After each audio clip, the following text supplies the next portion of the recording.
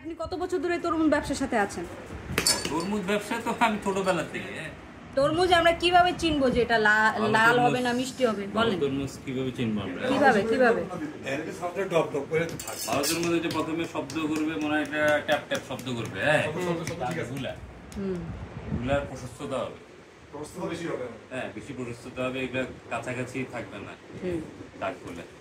তারপর মাটিতে যে তরমুজটা পড়ে থাকে, তরমুজের যে অংশটা, হ্যাঁ যে অংশটা পড়ে থাকে, হ্যাঁ এটা এটা হলুদ হবে। এটা মানে যত এটা বোঝা যাচ্ছে এটা পাকা। এই যে ফুলে একটু ক্লোজ করেন, এটাকে ক্লোজ করেন।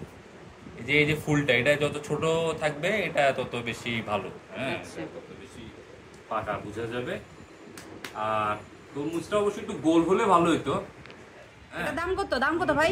এটা অ্যাকচুয়ালি আমি যে বৈশিষ্ট্যগুলো বললাম, এই বৈশিষ্ট্যগুলো অ্যাকচুয়ালি ভালো তরমুজের বৈশিষ্ট্য, কিন্তু এটা আমি কিনি নাই। হ্যাঁ, এটা কে কিনেছে? এটা কিনছে আমাদের বস। One and only. অধীর আগ্রহে অপেক্ষা করছি তরমুজটা লাল হবে না গোলাপি হবে সেটার জন্য। ওই কিরে বললা না? ওই কিরে মধু ওই কারেন্ট